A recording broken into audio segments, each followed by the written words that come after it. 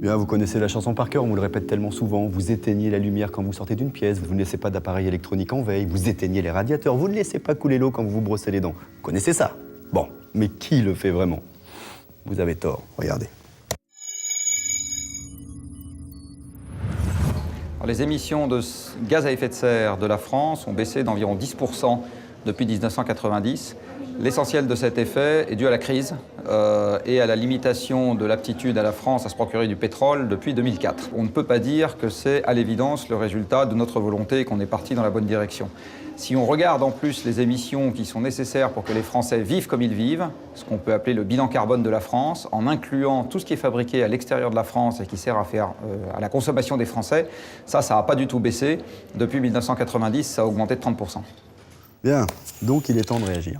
Vous connaissez Victor Hugo? En tout cas, ça vous dit quelque chose. Écoutez cette citation. « Triste chose de songer que la nature parle et que le genre humain ne l'écoute pas. » C'est toujours d'actualité un siècle et demi plus tard. Le problème, c'est que nous attendons d'être au pied du mur pour réagir, voire même quand les situations deviennent carrément catastrophiques. Heureusement, les mentalités commencent à évoluer. Plus de 9 Français sur 10 se disent préoccupés par la protection de l'environnement et 8 sur 10 se déclarent convaincus de la nécessité d'agir. Bref, ça commence à bouger.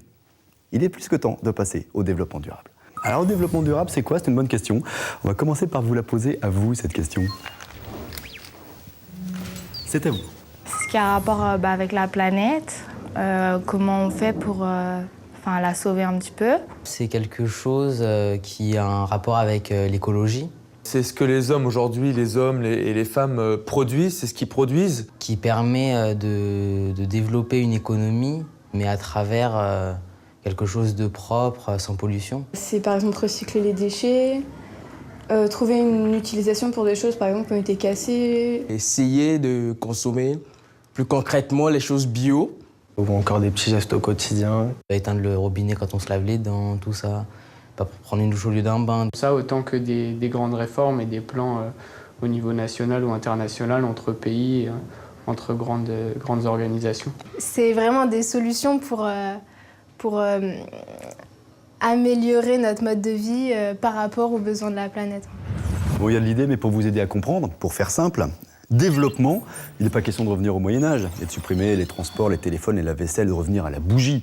Non, on ne renonce pas au progrès, mais en revanche, on développe de nouvelles technologies, moins gourmandes en énergie et surtout moins polluantes. Durable, car ça concerne les générations futures, vos enfants. C'est un peu tôt pour en parler, mais quand même, à qui il faut assurer un avenir dans un environnement naturel sain et qui auront eux aussi des besoins en énergie toujours croissants. Surtout si vous en faites beaucoup, c'est tout le mal que je vous souhaite. Certaines ressources, comme le pétrole étant épuisables, il faut avoir recours aux énergies renouvelables, en complément des énergies traditionnelles. Inutile d'aller jusque sur Pandora pour reprendre espoir avec un avatar. Gardons les pieds sur terre, nous avons tout à portée de main partout sur le globe. L'énergie éolienne a le vent en poupe, le soleil éclaire nos lanternes jusque dans les territoires les plus reculés. Nos déchets ont droit à une seconde vie et la mer est un océan d'énergie inépuisable. Tiens, la Grande Bleue, ça me fait penser à quelqu'un qui connaît très bien la Grande Bleue. C'est Maude Fontenoy. Maude, bonjour. Pourquoi les océans sont à ce point une source d'énergie incontournable et inépuisable? Bonjour François. Alors c'est vrai que moi je me suis toujours passionnée des océans, je les ai traversés un peu dans tous les sens. Alors moi j'ai utilisé l'énergie de mes bras, mais j'ai aussi utilisé l'énergie du soleil et l'énergie du vent pour faire, non pas avancer mes bateaux, quoiqu'un peu avec mes voiles, mais surtout pour faire marcher le matériel électronique, les lumières à bord du bateau, le désalinisateur. Au milieu des océans, c'est vrai qu'on trouve de l'énergie dans la mer avec la différence de salinité, avec la différence de température, avec la force des vents, évidemment, la force des courants. On a des moyens maintenant de mettre des hydroliennes, également des éoliennes offshore. Tout ça représente un potentiel énergétique fabuleux. Et j'ai souvent tendance à dire que l'on vient des océans, on le sait dans l'histoire de l'humanité, et qu'on y retournera pour épuiser les solutions, les énergies indispensables à la survie des hommes. Il faut apprendre à bien les gérer durablement pour les générations futures, parce que nous, François, hein, on ne sera plus là, mais notre jeunesse sera encore là, et il faut pouvoir leur léguer ces bons gestes. Merci Maud, à bientôt. Donc que ce soit avec l'eau, l'air, le rayonnement solaire et les autres sources d'énergie, le nucléaire par exemple, l'idée c'est de se servir de la nature sans la dénaturer, d'adopter de nouveaux modes de fourniture en énergie sans rejeter du CO2 et des autres pollutions. Et pour que notre monde soit durable, il faut changer notre schéma actuel basé à plus de 80% sur des ressources fossiles et qui est responsable du dérèglement climatique. Il faut donc inverser la tendance et il y a urgence, passer vite à un nouveau modèle de mix énergétique qui privilégie les procédés propres. Dans l'optique d'un avenir électrique sans CO2, l'hydraulique et les autres énergies renouvelables ne peuvent assurer à elles seules les enjeux de la demande mondiale.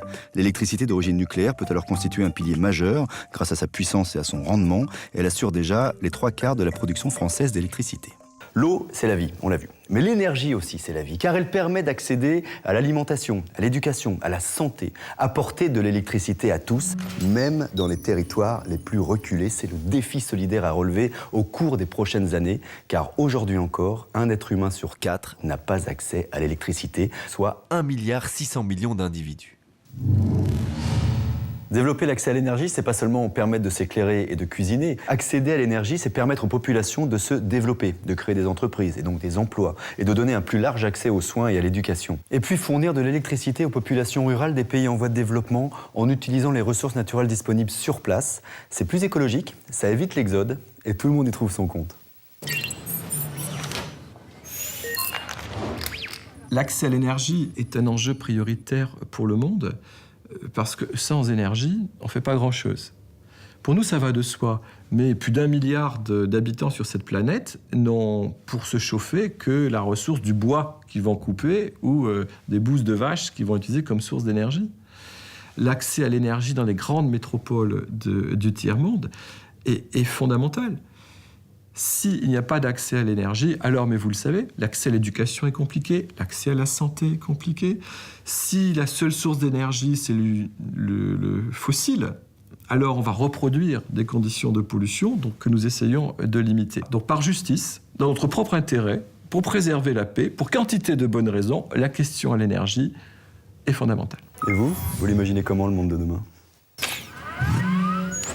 En fait, j'ai toujours cette image qu'on voit très souvent dans les films ou dans les dessins animés, c'est-à-dire une ville très futuriste. Des grands bâtiments, beaucoup de pollution, parce que je pense que ça va pas s'arrêter là, la pollution. Je pense qu'elle ne fait que commencer. Tout blanc, tout...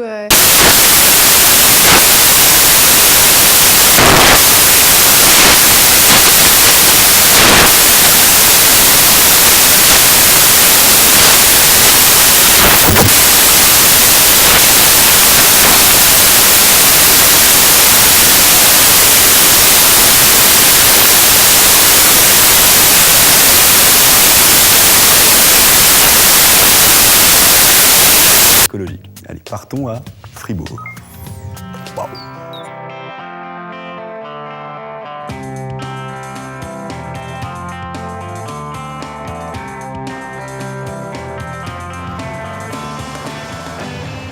Hello, my name is Nico. I'm 27 years old and I live in the city of Freiburg. And today I'm going to show you the city of Freiburg. These windmills were built 10 years ago by the people from Freiburg. They took their money together and there was no big investor, but everybody, or a lot of people gave some money and built these windmills to achieve 100% renewable energy in the city.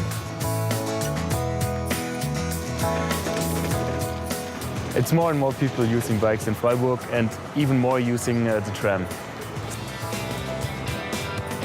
We are now in Vauban. It's a relatively young quarter. It was originally French building for the French soldiers over there. And after they moved out, people thought, okay, let's make an ecological village out of this place. Houses that were especially built for producing more energy than we actually use in this area. My family and me will move into this part of town next year. For me, it's important because I have, next year I will have 2 children. I have 1 child already now. And I want him to grow up in an environment where he can play outside and where he can walk on the street alone like these children over there. And doesn't always need to be careful of cars and stuff like this. In Freiburg, you can go almost every way by bike or by tram. It's not necessary to own your own car. but sometimes you just need a car. Maybe it rains, or maybe you have to transport some things, or you have to go long distances. But still, it's not necessary to buy your own car because we have a car sharing system here. I will show you how it works. I take out the key. It's very easy on the internet. You can see where I switch car, and I can just click on one car and say I need it from this time to this time, maybe for 4 hours to go somewhere, and then I can use it and I bring it back and put the key back into.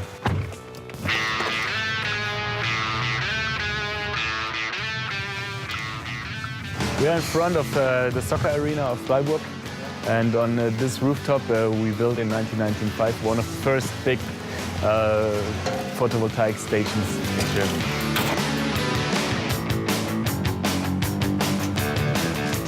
Plants on this roof, they produce energy for about 60 homes around here. It's 65,000 kilos of CO2 each year.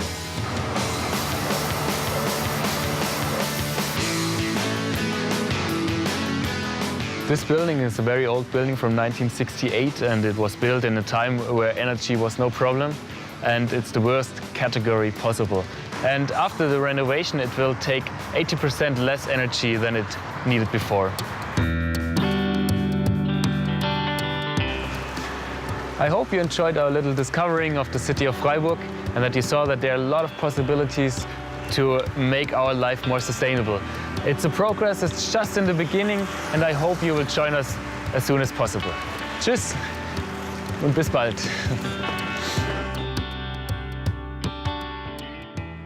Donc on peut changer de comportement sans pour autant arrêter de se déplacer, de communiquer, de se distraire, de se loger confortablement. Bref, changer nos habitudes, c'est même nous simplifier la vie. L'objectif aujourd'hui, vous l'avez compris, c'est de développer au maximum les énergies qui n'aggravent pas le changement climatique et de consommer moins d'énergie. Consommer mieux et favoriser les comportements durables. C'est donc à vous, à moi, aux hommes politiques, aux dirigeants d'entreprises, aux chercheurs, à tout le monde d'avancer ensemble, et il y a de quoi faire.